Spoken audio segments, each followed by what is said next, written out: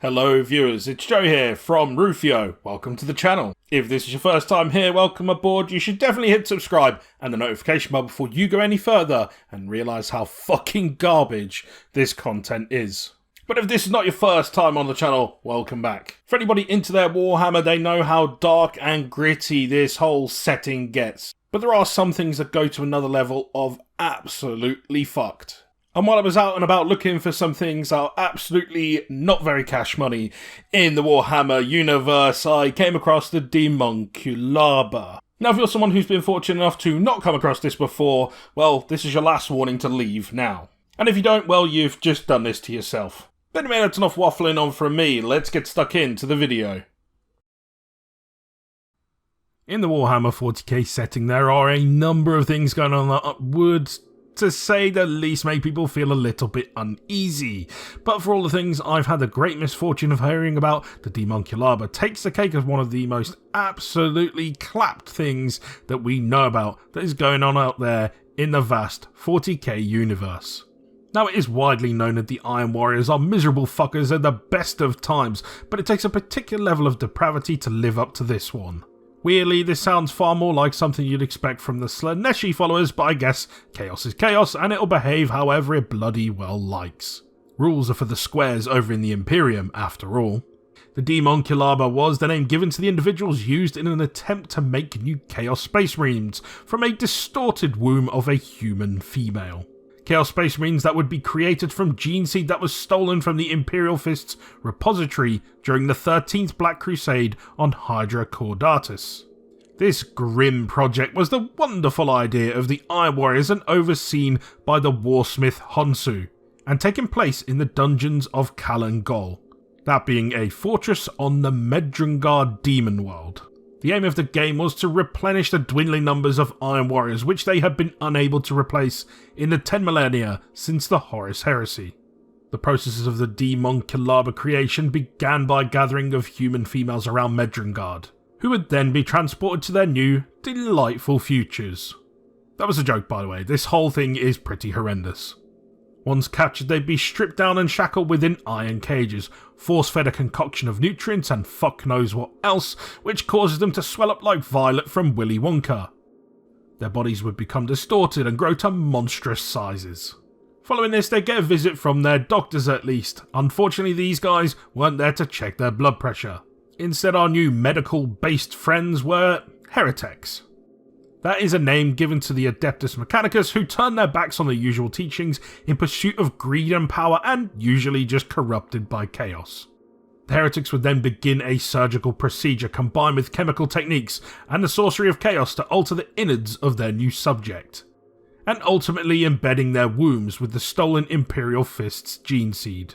Once the new womb was ready to rock and roll, an adolescent human male would be plucked from the Medrungard slave population, and then shoehorned into this new grotesque womb, in what can be best described as a reverse C-section. The host would often be implanted with genetic leftovers from the corpses of Iron Warriors, which would then be fed to the Astartes, which was rapidly growing, sealed inside. I suppose at least they are fans of recycling.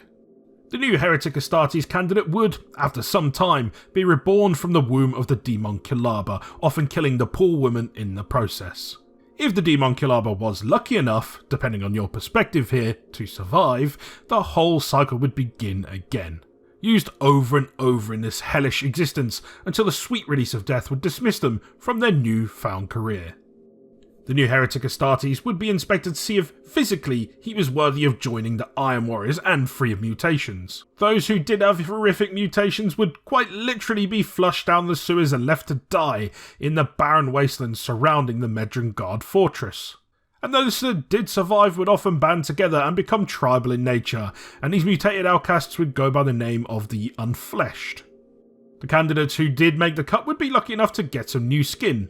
No, not a figure of speech, they would get a new load of flesh stitched onto them. Now, as for where this flesh came from, it was harvested from the bodies of human slaves, whose skin had been forcefully stretched to larger sizes, so to be proportionally big enough to cover the new heretic Astartes, before being flayed alive.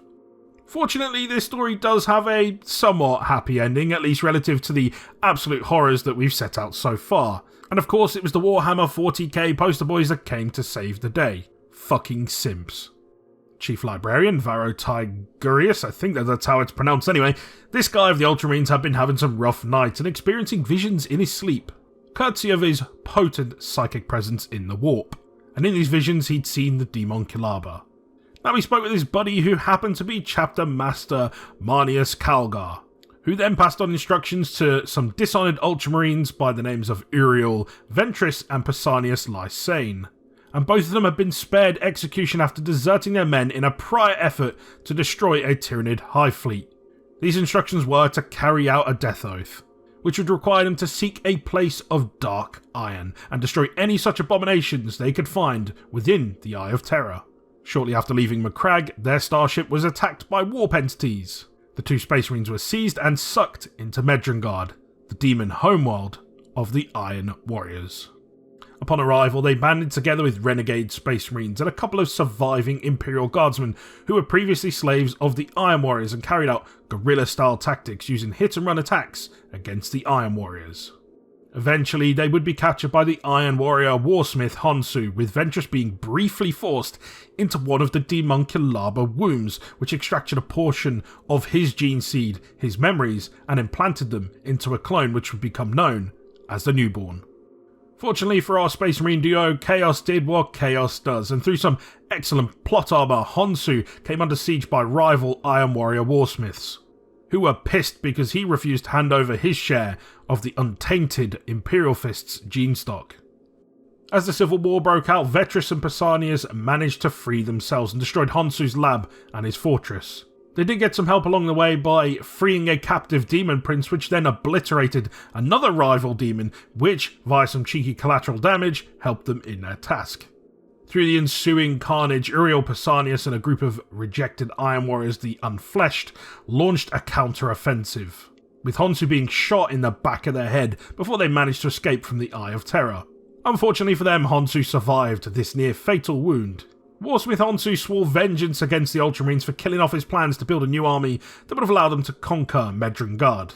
Eventually, he would gather an army of forces of chaos to assault Ultramar in an effort to teach them a lesson and the cost of interrupting his great plans, which, if carried out, would have led to his ascension towards demonhood. That newborn clone we mentioned earlier was a linchpin in this campaign, as it allowed full knowledge of the Ultramarines' command protocols and later allowed Honsou's armies to bypass orbital defences and run Ultramarian worlds. This in turn gave him the opening he needed to take his pound of flesh from the Ultramarines as a price for their efforts.